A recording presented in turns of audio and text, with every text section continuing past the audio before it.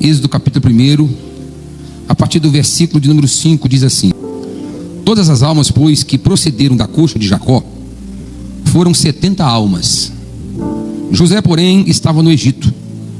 Sendo, pois, José falecido, e todos os seus irmãos, e toda aquela geração, os filhos de Israel frutificaram e aumentaram muito, e multiplicaram-se, e foram fortalecidos grandemente, de maneira que a terra se encheu deles.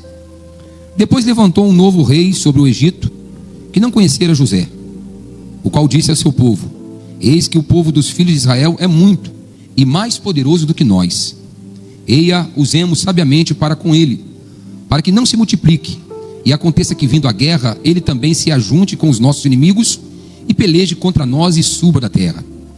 E puseram sobre eles maiorais de tributos, para os afligirem com suas cargas, porque edificaram a Faraó cidades de tesouros, Pitom e Ramassés. Mas quanto mais o afligiam, tanto mais se multiplicavam, tanto mais cresciam, de maneira que se enfadavam por causa dos filhos de Israel. E os egípcios faziam servir os filhos de Israel com dureza. Assim lhe fizeram amargar a vida com dura servidão, em barro e em tijolos, e com todo o trabalho do campo, com todo o seu serviço, em que o serviam com dureza. Até o versículo de número 14. Esse texto da palavra de Deus, irmãos, ele é muito interessante, porque ele nos fala acerca de uma nova geração que se levantou após a morte de José. E logo após a morte de José, também se levantou um novo faraó. E a Bíblia, ela diz que esse faraó não conhecia a história de José e nem a história do faraó antigo. A gente vê aqui como que é importante a história prosseguir, como é importante a gente conhecer. Diz um sábio que um povo que não conhece a sua história está condenado a repeti-la. Nós somos o povo de Deus, nós somos servos de Deus, e nós, como povo de Deus, como servo de Deus, por exemplo, nós aqui da Assembleia de Deus do Ministério de Madureira, nós temos uma história. A nossa igreja começou com um homem dedicado à obra de Deus, um homem destemido, um homem que enfrentou barreiras, enfrentou dificuldades, enfrentou oposições. Pastor, o senhor tem 52 anos, como é que o senhor conhece essa história de mais de 80 anos? Através dos relatos, através dos livros, através da história que está escrita nos anais desta igreja, da nossa igreja mãe, a igreja de Madureira. E com isso a gente vai conhecendo nossa história. A Assembleia de Deus, o Ministério de Madureira, não é uma igreja que caiu de paraquedas. O nosso pastor já disse aqui, nós participamos de uma igreja séria, de uma igreja comprometida, de uma igreja que nasceu com lágrimas, de uma igreja que nasceu de joelhos, na oração, na intercessão, uma igreja que jejua, uma igreja que consagra, uma igreja que evangeliza, uma igreja destemida, que não tem medo, que avança, que vai adiante, porque ela tem um alvo, ela tem um objetivo, e o alvo dela é o Senhor Jesus Cristo. Porque quando nós buscamos a presença do Senhor Jesus Cristo, Ele envia o seu Santo Espírito, e quando o Espírito de Deus é manifestado, tem alegria do céu, tem cura, tem milagre, tem salvação, tem batismo com o Espírito Santo, porque nós conhecemos a nossa essência. Uma igreja que foi plantada na palavra de Deus. Nós estamos aqui hoje num culto da palavra. O que nos faz fortalecer, crescer e avançar? É quando nós mergulhamos na palavra. E a Bíblia diz que José morreu, veio uma outra geração que não conhecia a sua história.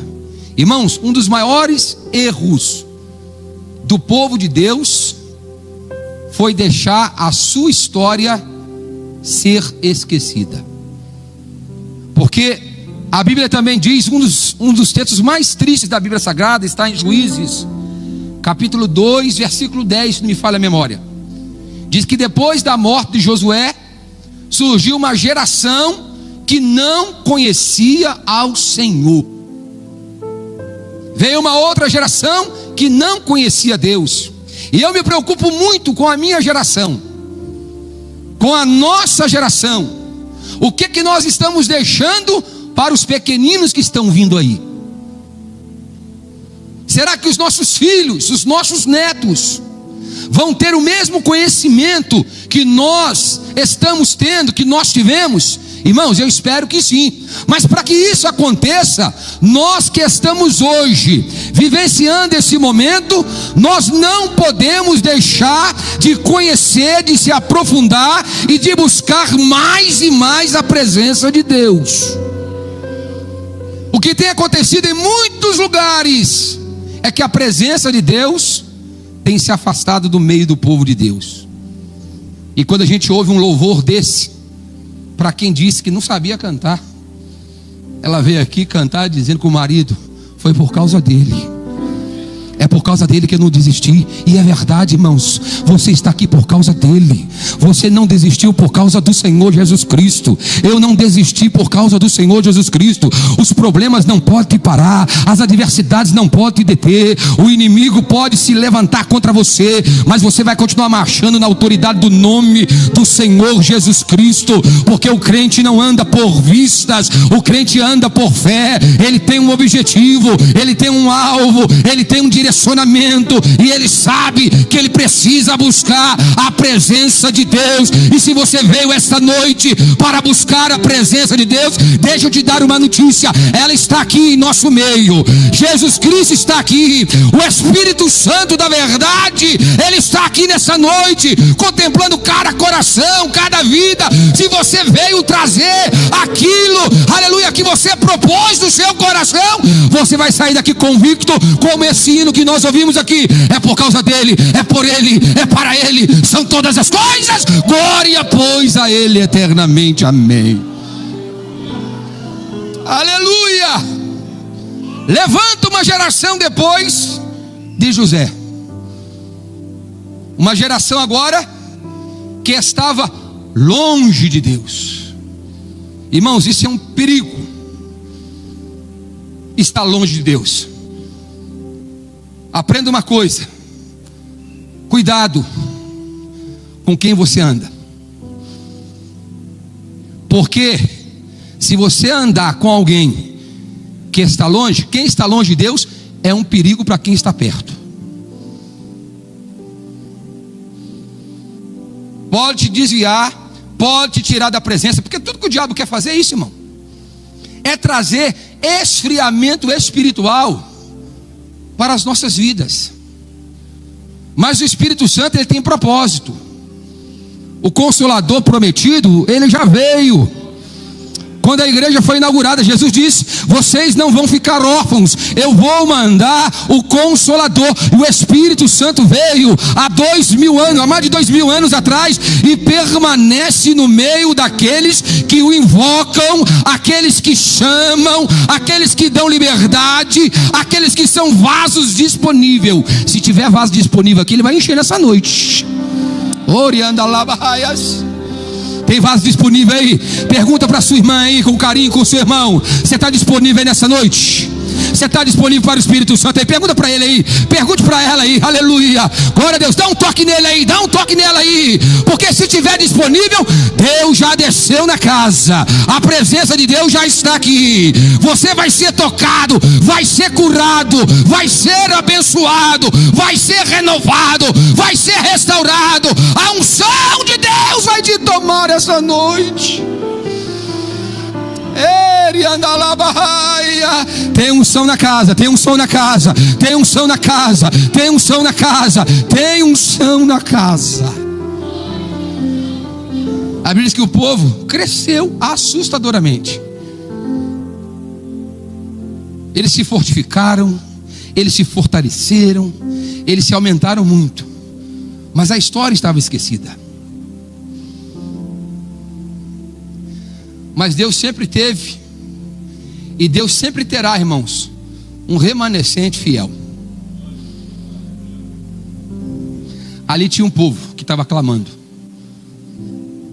Porque depois que José morre, a história nos diz o seguinte: que esse povo fica subjugado na escravidão do Egito cerca de 430 anos. Você já imaginou? São 4 séculos e mais 30 anos que eles foram subjugados, maltratados, levados à exaustão. Dizem alguns historiadores que alguns eram levados até quase 20 horas de trabalho por dia, porque a intenção de Faraó era extirpar, eliminar o povo de Israel, os hebreus, a descendência de Abraão. Essa missão de Faraó é a mesma missão do diabo nos dias atuais. É tentar nos separar, é tentar nos dividir, é tentar nos roubar, matar, destruir, separar. Mas só que quando o povo dá liberdade ao Espírito de Deus e serve a Deus com fidelidade, quanto mais bate, mais ele cresce. Quanto mais luta contra ele, mais portas se abrem. Quanto mais se levanta contra esse povo, janelas dos céus são escancaradas, aleluia, para a vida dele, para a família dele. E Deus sabe o que Deus faz? Deus multiplica, Deus multiplica, Deus multiplica. Eu quero te dizer aqui nessa noite, você também não vai desistir, você também não vai parar. As lutas dessa vida não vão impedir de você caminhar, de você buscar, de você adorar, de você receber de Deus. Deus te trouxe aqui nessa noite para dizer: eu vou fortalecer o meu povo um pouco mais, eu vou aumentar esse povo, eu vou encher esse povo da minha graça, da minha unção, da minha autoridade. Oh, aleluia! Louvado seja o nome do Senhor. Tinha ali um remanescente, e a Bíblia diz que eles começaram a clamar a Deus. E eu já começo a terminar aqui, irmãos, a minha palavra essa noite. Eles começaram a clamar, e a Bíblia diz que Deus ouviu o clamor. Sabe por quê? Porque é um coração quebrantado e contrito, Deus não despreza. Você pode ter errado, você pode ter falhado durante a sua vida, você pode ter acometido algum erro, porque nenhum de nós somos perfeitos. Mas se você volta para o lugar do arrependimento, é aquilo que Deus diz lá em 2 Crônicas capítulo 7, versículo 14: se o meu povo que se chama pelo meu nome orar, se humilhar, se converter dos seus maus caminhos, eu ouvirei dos céus, perdoarei os seus pecados e vou sarar a sua terra. Oh, a terra que Deus está falando aqui é o coração. Oh, louvado seja o nome do Senhor. Eu quero te dizer, seja sarado hoje em nome de Jesus. Aleluia. Você veio aqui no hospital, aqui é o hospital de Deus. Oh, olha, aqui não é lugar para os perfeitos, não. Aqui é o lugar para os imperfeitos. Aqui é o lugar para os doentes. Ninguém que está aqui, está 100%, não. Aqui você entra e o doutor Jesus Cristo vai te atendendo, ele vai te examinando, ele vai contemplando, ele vai até a divisão da alma, do espírito, e começa a te dar a dosagem certa, a dosagem que você precisa, o medicamento que você precisa, e você sai daqui, oh, louvado seja o nome do Senhor, oh, sai daqui restaurado, sai daqui revigorado, sai daqui abençoado por Ele. Aleluia. Oh, louvado seja Deus. Eles clamam, Deus responde. Aí começa uma nova história, que com essa história vem um processo. Por isso que nós não podemos reclamar do processo, porque o processo vem para nos direcionar e a gente aprender o tempo de Deus na nossa vida. É o que o pastor disse aqui hoje. Às vezes a pessoa quer vir, já quer ser o bispo, já quer ser o presidente, já quer ser o dirigente de congregação. Não, meu irmão, tem um processo, tem a fase. Quem milita na área do direito sabe, vai entrar com processo, tem as fases, tem a inicial, tem o momento de prova, tem o momento de falar, tem o momento de ouvir a outra parte, tem o momento do juiz sanear o processo, para ver, para analisar, para depois contra-argumentar. Tem a contestação, tem a réplica, tem a tréplica, tem um monte de coisa para chegar no final você ser vitorioso ou vitoriosa. Aleluia. Deus traz o processo, e o processo para esse povo, e eu paro aqui, demorou só 80 anos, porque teve que preparar o libertador. Deixa eu dizer uma coisa para você, que agora eu termino aqui. Hoje Deus já preparou o nosso libertador, ele já veio. Aleluia. Só quem está entendendo dá glória a Deus aí. Ele já veio. Ô irmão, você está liberto em nome de Jesus. Meu irmão, você está liberto em nome de Jesus. Jesus já veio, Jesus já veio. Jesus já veio garantir a tua liberdade. Você tem liberdade, aleluia. Nós somos libertos, aleluia. A liberdade de Deus já nos alcançou. Nós estamos aqui libertos nesta noite e podemos abrir as nossas bocas, abrir os nossos lábios e adorar a Deus com sinceridade, adorar a Deus com autoridade. Você é profetisa de Deus, tu és um profeta de Deus na terra. Então abra a tua boca aí agora, profetize a bênção de Deus sobre a tua vida, sobre a tua casa, sobre esta igreja, sobre as famílias, e seja cheio da presença de Deus. Meus irmãos, a paz do Senhor Jesus. Eu sou o pastor Clésio Gomes, vice-presidente da CADEV. Estou vindo aqui primeiramente para agradecer por você ter participado conosco desse culto online, ter escutado esta palavra que eu tenho certeza que fez grande diferença em sua vida.